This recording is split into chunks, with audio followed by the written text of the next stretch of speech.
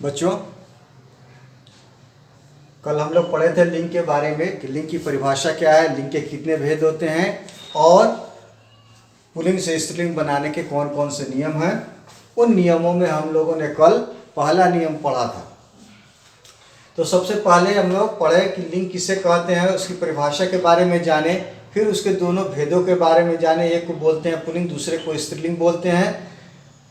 और पुल्लिंग अगर कोई शब्द दिया हुआ हो तो उसको स्त्रीलिंग कैसे बनाएंगे, उसके भी कुछ नियमों के बारे में हम लोग को जानकारी प्राप्त करनी थी, जिनमें से एक नियम के बारे में हम लोगों ने कल पढ़ा।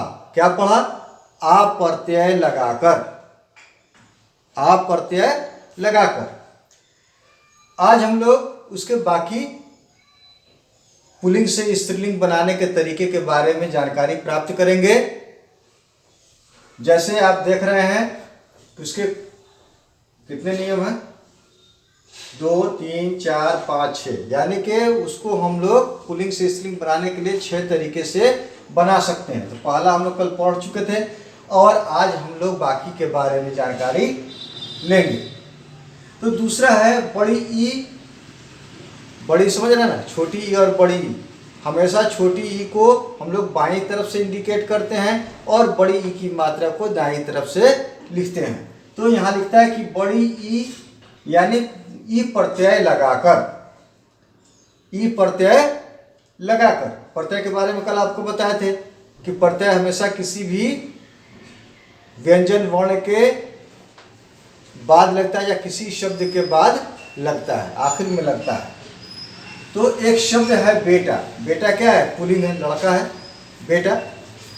अब इसको हम लोग स्त्रीलिंग बनाएंगे तो बड़ी ई की मात्रा को इस बेटा के बाद क्या करेंगे, देख रहे हैं ना, बड़ी ई की मात्रा हम लोग लगा देंगे। यहाँ बेटा लिखा हुआ है तो आ की मात्रा को हटाकर बड़ी ई की मात्रा को हम लोग लगा देंगे। इस तरह से हमारा क्या होगा, ये पुल्लिंग शब्द स्त्रीलिंग के रूप में बदल जाएगा। तो बेटा से हो गया बेटी। उसी तरह चाचा। चाचा सबको जानते हैं, मर्द को कहते हैं। और उनकी पत्नी को हम लोग क्या बोलेंगे? चाची बोलेंगे। वो स्त्री है कि पुरुष है? स्त्री है कि पुरुष है? स्त्री है, औरत है। तो चाचा का क्या होगा स्त्रीलिंग? चाची। यहाँ पे देखिए बड़ी की मात्रा लगी हुई है। उसी तरह घोड़ा है, घोड़ा की स्त्री को क्या बोलेंगे? घोड़ी बोलेंगे। यहाँ भी देखिए बड़ी की मात्रा लगी हुई है। यानी कि किसी भी पुल्लिंग शब्द के आखिर में हम लोग बड़ी ई की मात्रा लगा देते हैं तो वह स्त्रीलिंग के रूप में बदल जाता है। अब आइए तीसरे नियम के ऊपर। कहता है कि नी प्रत्यय लगाकर किसी भी पुल्लिंग शब्द के अंत में हम लोग नी जोड़ देते हैं तो वह क्या होता है? पुल्लिंग से स्त्रीलिंग के रूप में परिवर्तित हो जाता है या बदल जाता है। जैसे मोर।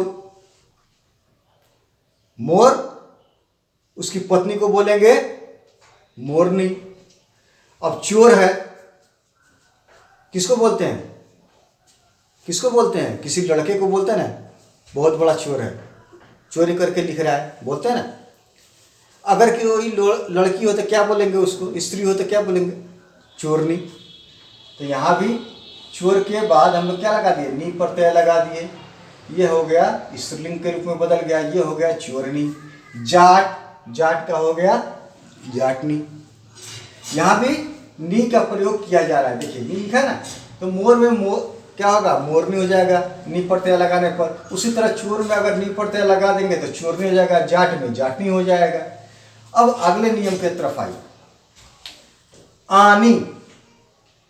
आनी का प्रत्यय लगाकर हम लोग कहते हैं कि पुल्लिंग से स्त्रीलिंग के रूप में उसको बदलते हैं। जैसे देवर। देवर का हो जाएगा देवरानी। तुम्हारे पिताजी हैं, उनके जो छोटे भाई हैं तो तुम्हारी माँ उनको क्या बोलेगी? देवर बोलेगी। तो उनकी जो पत्नी होंगी यानी तुम्हारे पिताजी के छोटे भाई की जो पत्नी होंगी वो क्या कहलाएंगी? देवरानी कहलाएंगी। ठीक उसी तरह से तुम्हारे पिताजी के जो बड़े भाई हैं उनको तुम्हारी माँ बोलेंगी जेठ यानी बड़, और उनकी पत्नी को बोलेंगे जेठानी। उसी तरह सेठ है तो सेठ के पत्नी को हम लोग क्या बोलेंगे? सेठानी। सेठ और आनी जब जोड़ेंगे तो क्या होगा? सेठानी। जेठ और आनी जोड़ेंगे तो क्या होगा? जेठानी। देवर जोड़ आनी जोड़ेंगे तो क्या होगा, देवरानी। समझ गए। अब देखिए पांचवा, इन लगाकर नाग, नाग में इन लगा देंगे तो नागिन हो जाएगा। धोबी में लगा देंगे तो धोबिन हो जाएगा। माली में लगा देंगे तो वो मालिन हो जाएगा। फिर आइए सबसे आखिर में ई का, ठीक है। जैसे लेखक है, लेखक किसी भी पुरुष को कहते हैं जो कहानी को लिखता है, उसे हम लोग लेखक बोलते हैं।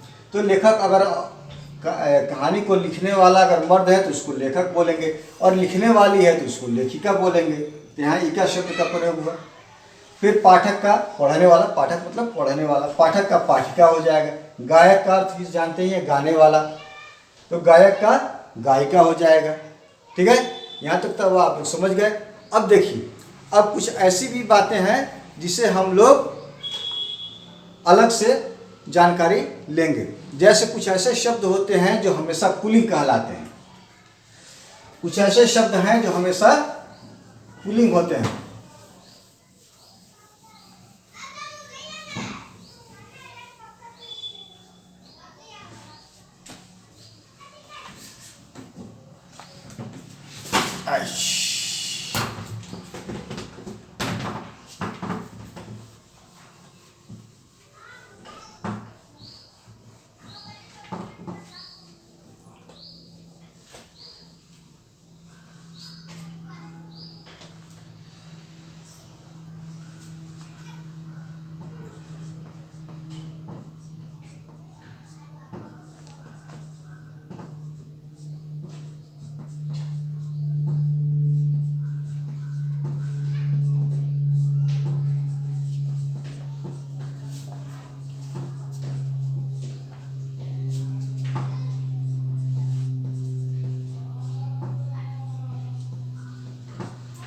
ठीक है, ऐसे शब्द जो हमेशा पुल्लिंग होते हैं, जैसे पेड़ के नाम, रत्न के नाम, पहाड़, महीने के नाम।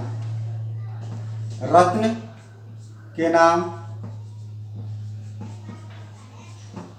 महीनों के नाम,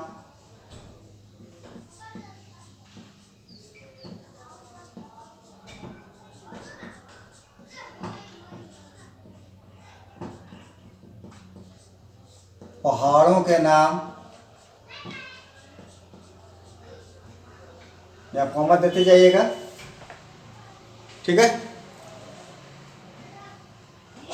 दिन और कुछ ग्रह के नाम, दिन तथा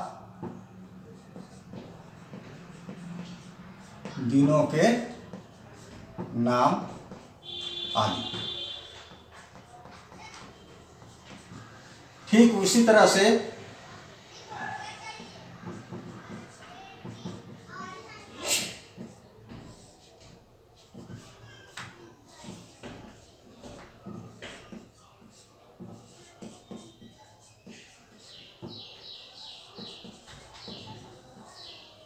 स्त्रीलिंग रहने वाले शब्द जो हमेशा स्त्रीलिंग के रूप में ही अभिव्यक्त किए जाते हैं, या वो हमेशा स्त्रीलिंग होते हैं, जैसे नदी, पहाड़ी, भाषा और लिपि। नदी, पहाड़ी,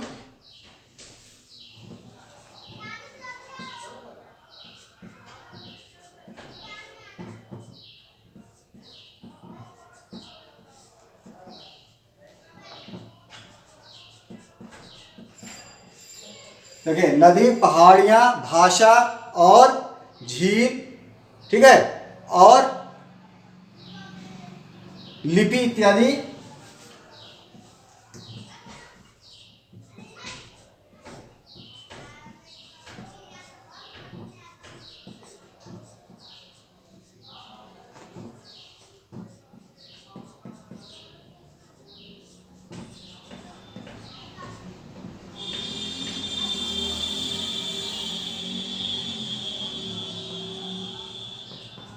हमेशा स्त्रीलिंग होंगे।